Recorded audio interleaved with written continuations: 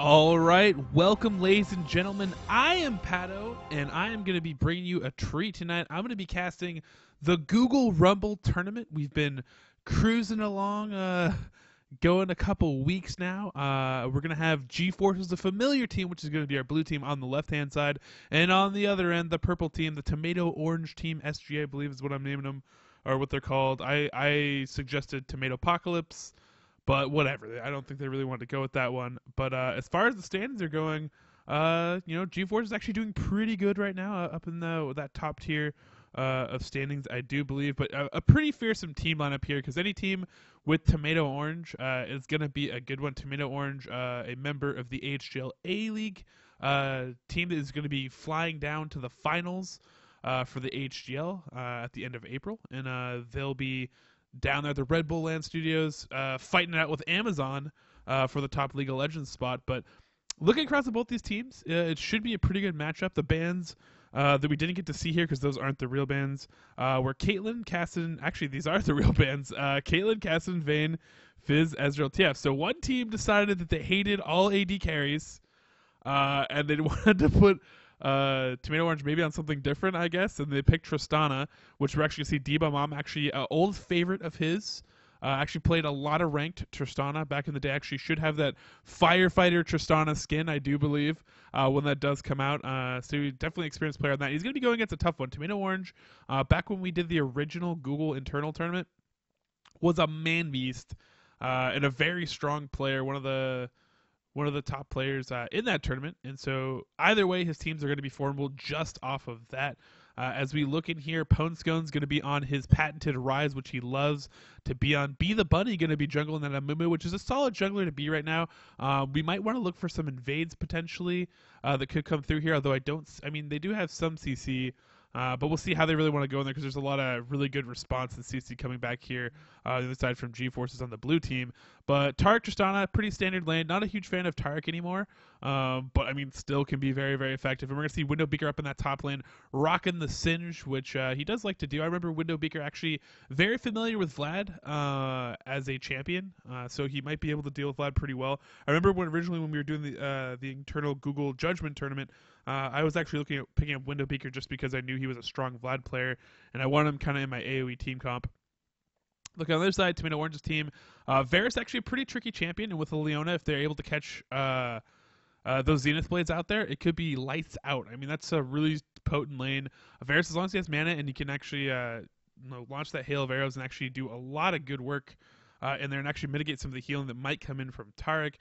Vlad, of course, a pretty solid champion, has some sustain. If you get him into that late game, he actually is a beast, one of the best passes in the game for getting into those later stages. And then Kayle, actually going to be hitting with some nerfs here shortly. A lot of the range on her abilities are going to be nerfed. A lot of them, believe it or not, were her intervention was 1200 range, which I don't think a lot of people realized how long that range was. And that's a crazy range for something that makes someone invulnerable. In some cases, you couldn't even see Kayle, and from the darkness, she's casting intervention there and wrecking people's days. Let me see. Yeah, okay. So, we're just going to have a little bit of a warm-up period here. I'm going to have to put it on borderless because of where I'm sitting. As I look across the borders, we have 2 gold players for GForces. It's going to be Windowbeaker and Ponescones. And then on the other side, we have 1 platinum player from last season, which is going to be Tomato Orange. He's going to be kind of the guy. That bottom lane is going to be really interesting to watch, because even though D-Bum's pretty experienced and Zeravash is a pretty good support, actually, from what I've seen so far, Dark Juggler and Tomato Orange, that's probably going to be a scary bot lane. Always the way it's going to be on Kayle, and of course, really the kind of extra spice of scary is going to be this Morg the Mad on this Hecarim. Hecarim, as a jungler, is just going to have a lot more just a kind of initial presence, damage, speed around the map. Once he hits level 6, he can be just as disruptive as a Mumu, although hitting R and winning is pretty potent as well. So we'll see how these teams work out. I think they're both pretty good lineups, and I think a lot of it might come down to some of these lane matchups that we're going to see here once we're able to hop in. So just give me a sec. We should be able to get this one rolling. GForces versus SG should be one of the better matches I've got to cast so far, because we've had some and they've been kind of landslides, but expect a little bit something different from this game, as we are a little bit farther on into this kind of Swiss format. And what that tells me is, when you get farther on that, you're playing people that have won, and so we're gonna have a good match here.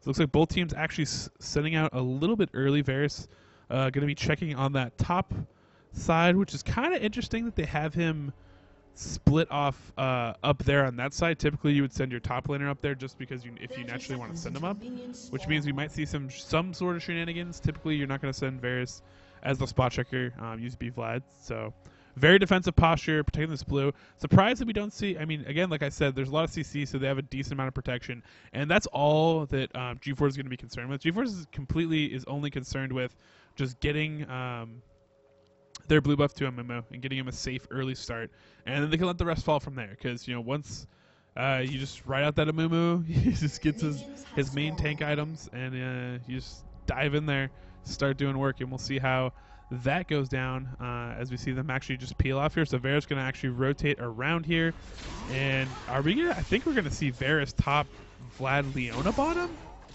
Is that what we're going to see? Because this is sort of looking like what's going to be. So, Tomato Orange, you crafty little minx, you. He's actually going to be heading top, and he's going to actually be using this really heavy range harass that Varus can put out, plus mitigation healing to put some hurt there onto Varus. Actually, nope, it's going to be a 2v1, so it's not going to be a solo. I thought the Vlad Leona solo would be a little bit funky, but it could be doable. Just kind of get some protection in there.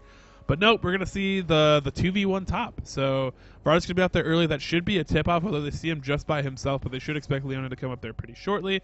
In the meantime, they see Vlad bottom by himself, so they know this is a 2v1, and Widowmaker is going to take that early harass, just going to get in the CS while he can.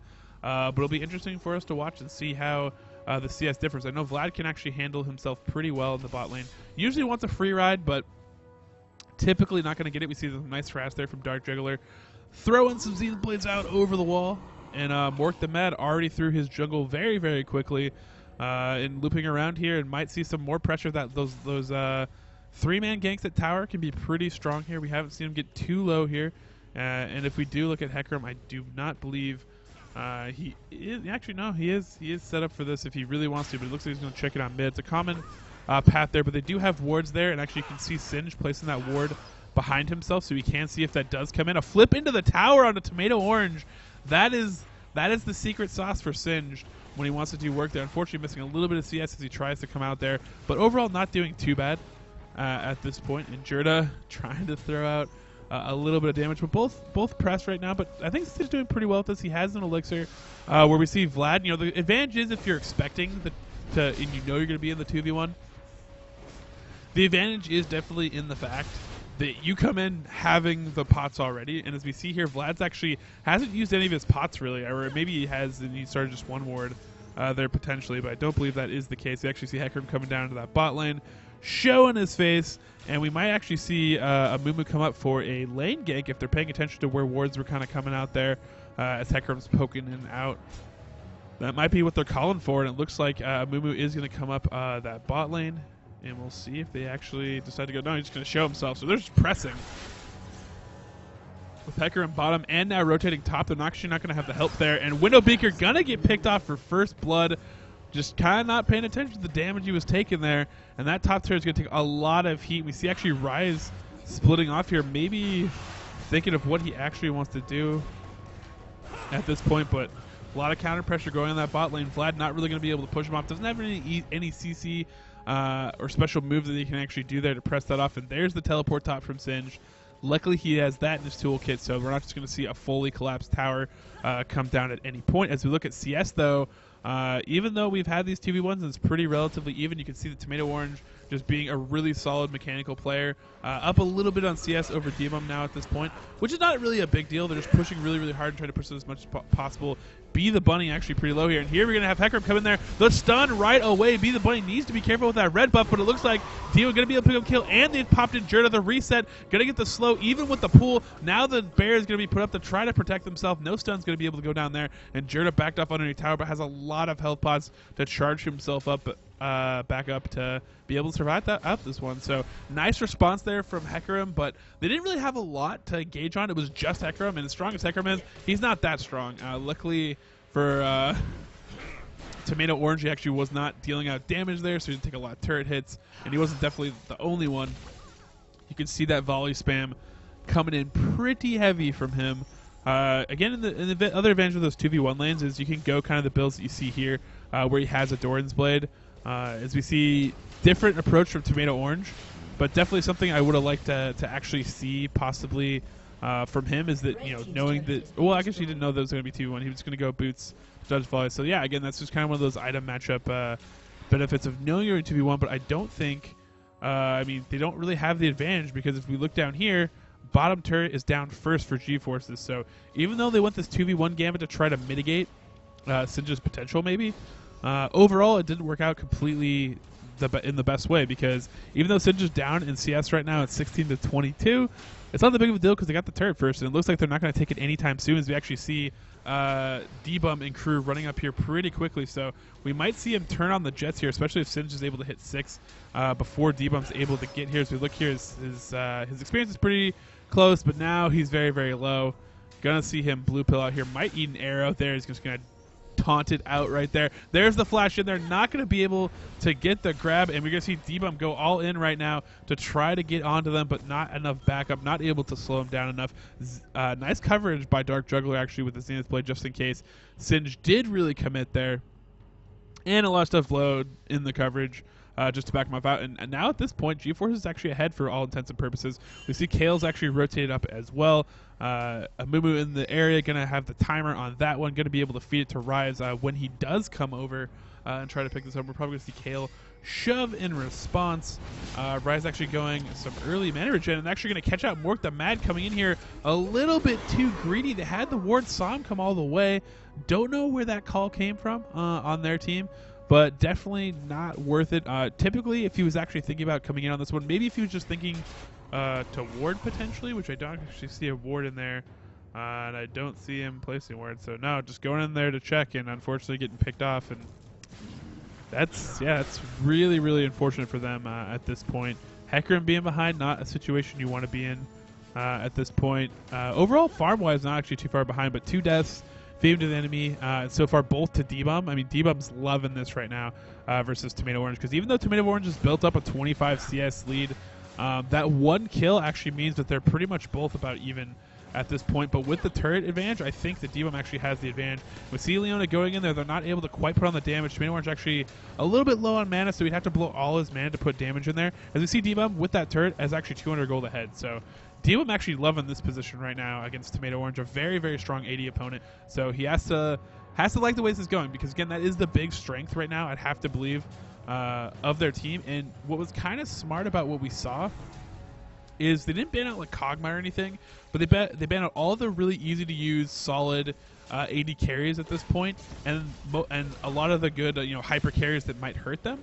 And instead, what you see is now they're on Varus, and Varus, like, while good, is not necessarily the same type of guy. He's not a Tristana. Like, if we get into the late game, it doesn't matter that Tomato Orange is necessarily like a better mechanical player. Tristana's going to just outbeat him just by the fact that Tristana has like 713, 703 range or whatever it is when she's level 18. I mean, he can throw his arrows or whatever, but Tristana's going to be super safe, have a lot of attack speed, and outdo him for the most part. See Dark Juggler thinking about backing here. They really can't do that with Explosive Shot. They will get pushed in, so not really an option at this point. We see Hecarim looping around. Ponzone's going to hold him in place to make sure he doesn't get knocked back in. Very nicely done. Windowbeaker now putting the hurt onto Vlad, who's actually screamed ahead so far in CS 48-27. So do see him struggling a little bit, but I do expect things. And there's the stun actually going on to Leona, and that's actually a mistake there by D-Bum, possibly. It looks like he is not going to be able to pick that up. But actually, no, it's not. The exhaust coming in, though, is going to get the pickup. A Hecarim coming in now.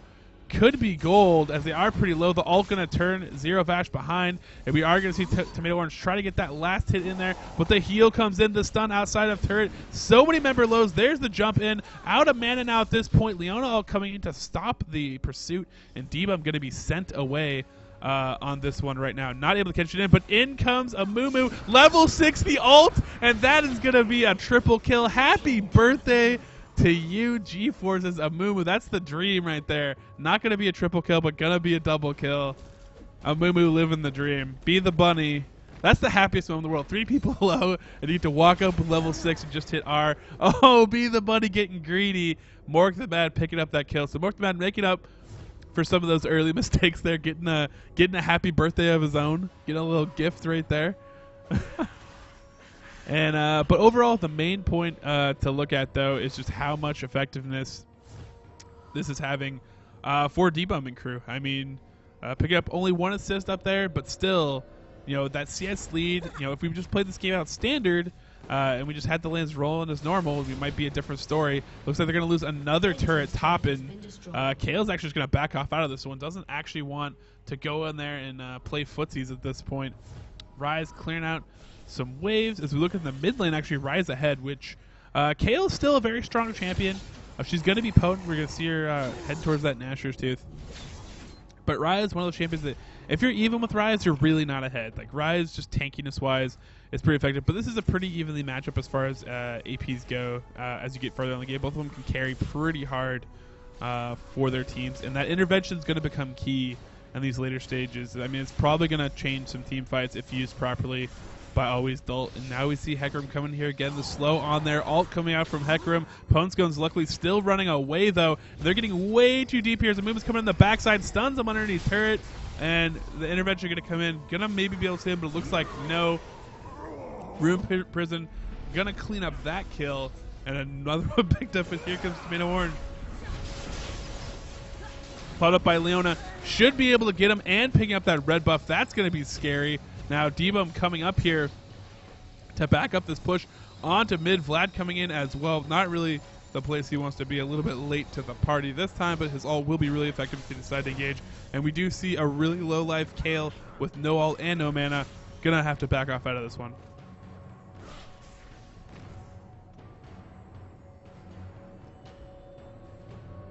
Looks like Tomato Orange gonna go back possibly as well, but no. Hanging tough, possibly clearing this one out. We do see Debum and crew split pushing back down to bottom. And this is typically what you see. As if you take out those first outer turrets, then what you will typically see is a team try to push onto mid.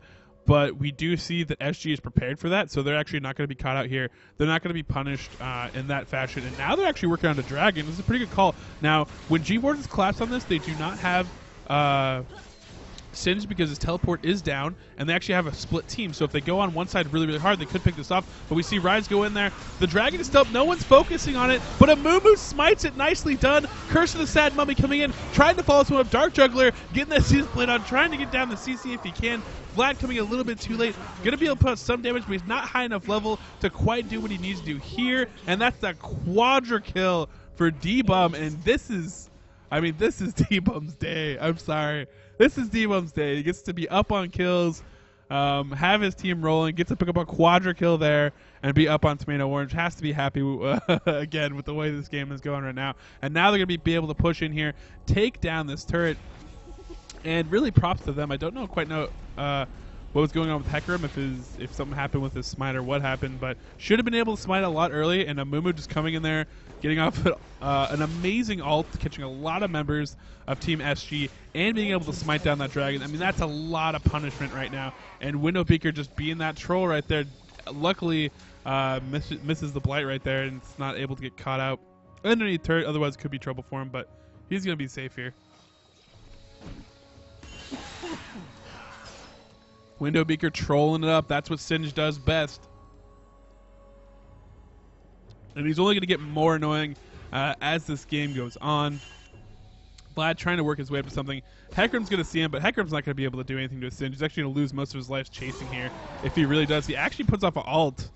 And Mork the Mad really wants this one, but he's going to just get collapsed on if he really chases this one out. Singe perfectly happy to walk his way out. And really the funny part is the Singe really only needs this catalyst to really sustain and be annoying. You know, once he has that, he's pretty annoying in lane. And we almost have a Rod of Ages for Rise. Actually has an extra Ruby Crystal. Interesting that he picked up that. Someone there just must be stat whoring it up a little bit here in the earlier stages to get that extra buff up. And now we see Tristana actually interesting. You know, just went Bilgewater Cutlass, went Zeal, and went BF Sword. So just, again, a big stat kind of build up there for him. And solid, because he actually is in the lead. We see Varus actually just going straight for that Bloodthirster, going to stack that up, and that's going to be a pretty pretty good lineup for him and the way he's set up right now. You know, the way Varus works with his passive, being able to get that extra attack speed. You know, lifesteal items like a Bloodthirster are very, very good on him. So, good pickup on his end. Looks like Kale, yeah, has the Stinger, still working on Gnasher's Tooth.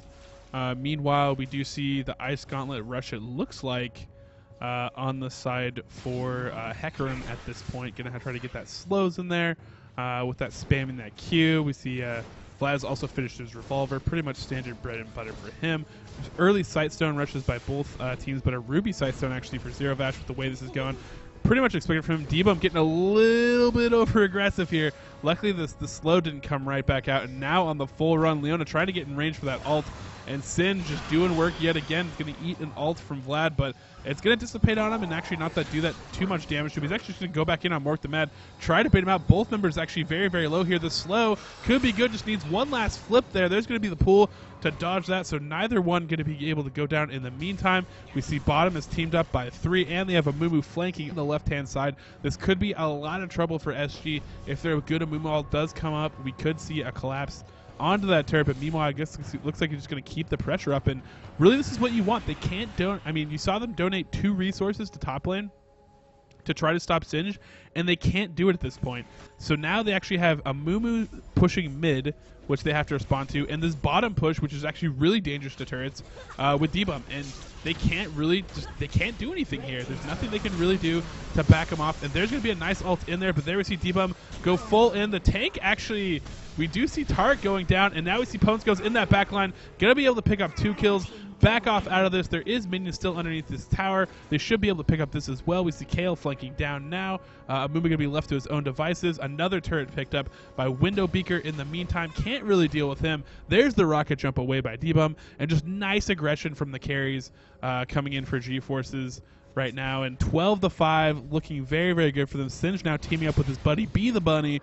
And they're actually in mid lane now working onto this turret. Pones goes turning right around to Mork the Mad. Knows he can win, and the onslaught of shadows comes out as he dies.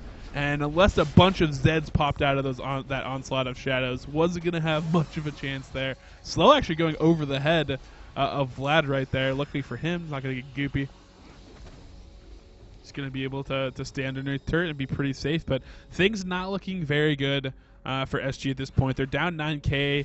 And it's still less than 20 minutes in. If you have a 1K gold advantage for every 2 minutes in the game, it means you're running away with it. And I think, you know, I don't really blame it on too much, but I think the 2v1 strategy just didn't really work out for them. And then that dragon call, you know, the not being able to pick up the dragon on top of the quadra kill was just a little bit too much. And D-Bump's having a game here. Pones Gone's always strong on his Rise. And now that he's gotten to this stage, I mean, I take Rise over Kale. I take a Pones Scone Rise that we see here over Kale any day. And this lineup just so potent, so strong that we've seen throughout the tournament. Just having a really good game here. And, you know, I think Mork the Mad, you know, with a few early catches they also had of him in the jungle, also really hurt them as well. The engagement on the bot, you know, without, you know, Vlad isn't really a great early engage kind of helper.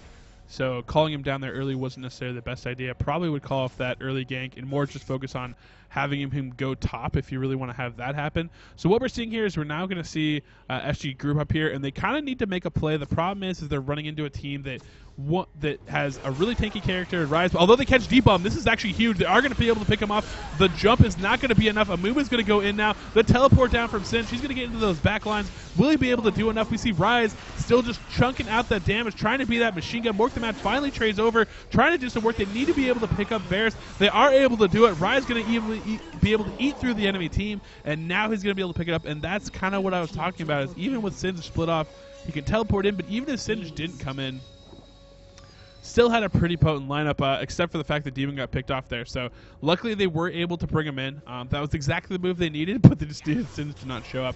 And they might have had a chance at that one. But like I was saying, you know, you have 2 really potent carries, and the fact they picked up 1 was great. But even the fact that they left Rise up and he didn't get torn down, you know, they were picking off, you know, the easier stragglers. You know, Be the Bunny, who already did her job by going in there and throwing up the Curse of the Sad Mummy. You had Zero Vash, you know, just going in there, being a support if you die in collateral damage, whatever.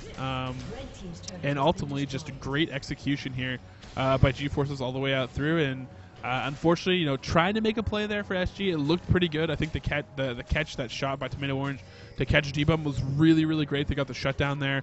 I don't quite remember who actually got that shutdown. Hopefully it was Varus. Now they're actually tracking down Widowmaker, trying to get on that Z play, just going to be barely short. The knock into the wall. We do see Zerovash trying to protect this out there. Have a lot of stuns, though, to back him off. And we're going to see a Moo just jump in there a little bit. But there's the jump from D-Bum. He's bloodthirsty. He wants to get some revenge kills in here as he tries to come in. And we see actually Vlad sneaking in the backside, trying to do some work. But he's going to be picked up. There's the mitigation of health, actually. Tristan actually a pretty good matchup against Vlad just because she has that Grievous Wounds debuff from her explosive shots she can actually throw onto people. And now we're seeing both teams just back off. No really big kills there. So good disengagement. They're going to have to start giving up buffs here because they really can't fight this dragon. And that's just a tough proposition. So many turrets and objectives taken for the team here. And, oh, no, Mork the Mad might get picked off here. D-Bum's that range, getting scary. Already level 11, it's getting to a bad point here. And Varus, actually, Tomato Orange, are going to be able to get out with that blue if they did have vision in the bush. So, surprising, pressure that a little bit more. But overall, they don't really have to at this point. They don't have to, you know, the stage we're in for GForces, they don't really have to take any risks. I mean, mistakes are only going to hurt them. And really, they just need to keep the lane pressure up. They can just split off Singe yet again. Still haven't lost a turret, pitching a shutout here. Not a perfect game, but pitching a shutout. And even though we've seen some fight from SG, they haven't quite been able to put together. They have some good wave clears we saw right there. But they can basically just stall this out, get Singe pushing in top lane, and Singe is going to be able to just constantly put pressure on that lane. They're going to have to send someone up there, but one person probably isn't going to do it. They're probably going to have to send more than that. And that's just going to be a problem for them. They're going to have some way to try to deal with it. If they send up too many people, it's not going to work out. And they have to send someone with good wave clear, which they almost can't afford at this point to take away a lot of the people that do have good wave clear on this team. I'm surprised they aren't actually trying to engage a little bit as they kind of push them out. Like, I would almost do a move. See, they actually have two people up here to try to stop that Widowmaker. And Widowmaker's actually not scared of this. You know, he's like, he has this poison, he can keep his distance.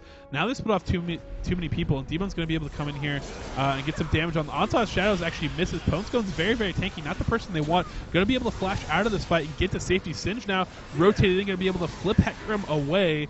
And Ponestone's still alive here as Jirda gets very, very deep ahead of the enemy team. Demon going to get stunned. Will they be able to pick him off? It looks like they will be able to. Tomato Orange going to get flipped back into the enemy team, surrounded and eaten alive. There's the Curse of the Sad Mummy just to hold him in place and keep up this pressure that is going down right now. Slow's coming on. The stun from Out debuff, stacking those stuns. Beautifully done right there by GForces. Ponestone's eating a lot of turret aggro, trying to get out of this. Hecarim wants to dive back there, but that's not the target he wants. He needs to try to focus on someone that he's easier able to deal with at this point, and Ponestone's now going to turn eat him alive.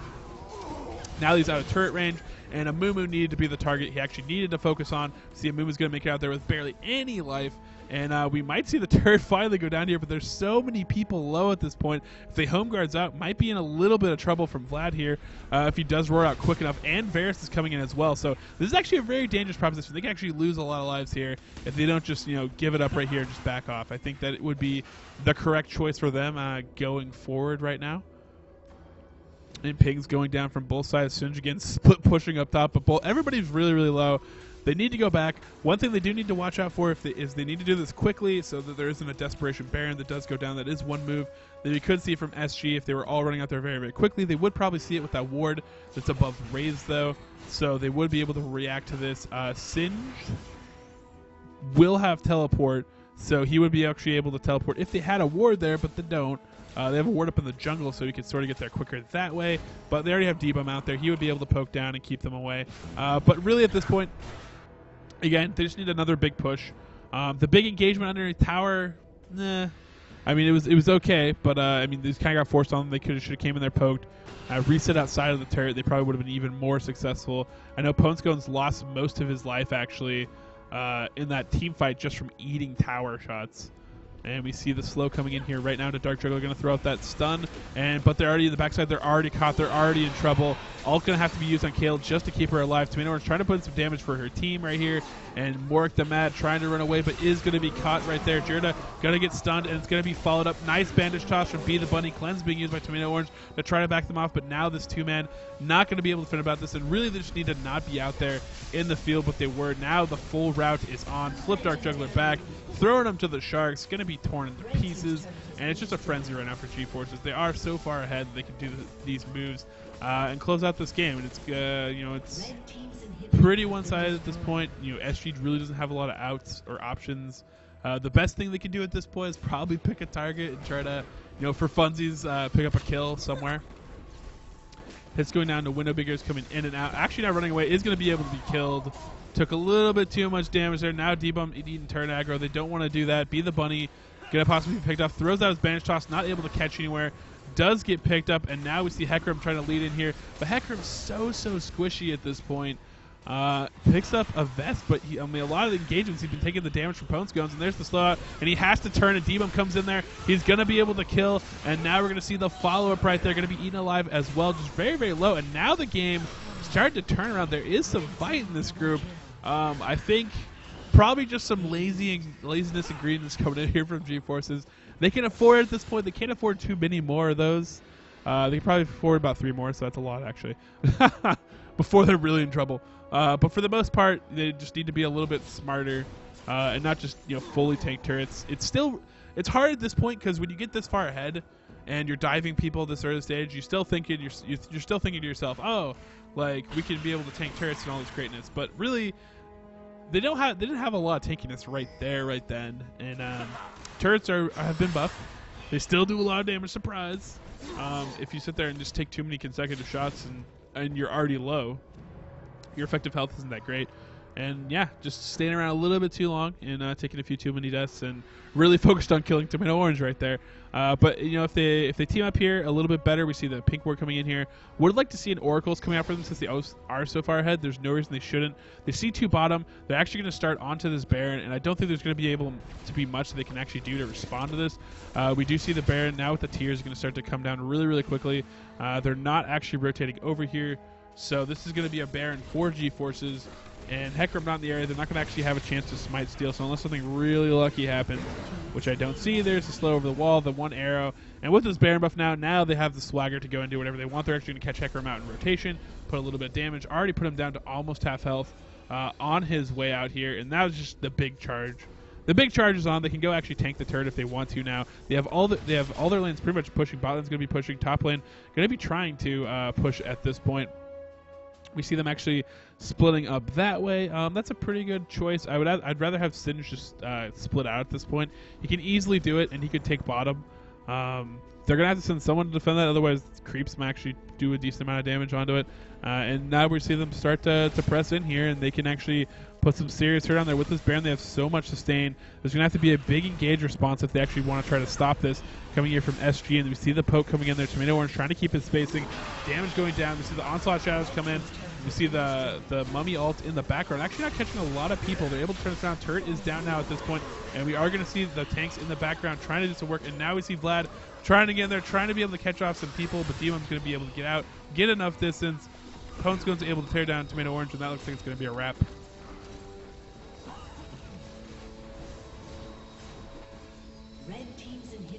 Kale trying to be there, trying to help out, but just too low at this point.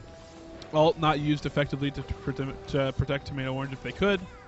But Tomato Orange, honestly, pretty good item build actually from him and gold coming out. You can see he farmed a lot better than D-Bum in the later stages, although D-Bum's just kills kind of carried him through, but also a lot of kills from Varus. So Tomato Orange trying to do some work in there, but overall GForces just execution-wise, team-wise, with a very big league, playing this one very nicely. A lot of garbage time kills actually coming in from Varus. Yeah, nicely done here by GForces. Was able to pick up the win. Congratulations to them. Very convincing win. But also saw some good things coming out from Tomato Orange's team. Wish them best of luck in the future. But yeah, so thank you for joining in, tuning in, watching. If you did stop by, this video should be on my YouTube, youtube.com/RaiseYourWeaponMedia. You can also follow me on Twitter @PaddoCast or on my Facebook @PaddoCast as well. Actually, just /PaddoCast. Facebook.com/PaddoCast. And actually, I will be doing RP contests, so if you like my casting, go follow me on that page, and every Friday, just for liking my page, you have a chance to win an RP card. Plus, I'm also doing some discussion and other topics that you might be able to learn from. But if you do participate in them, you have a chance to win bigger prizes, because I do want to reward people that are very active on my page. So definitely check that stuff out, and I'll see you guys next time.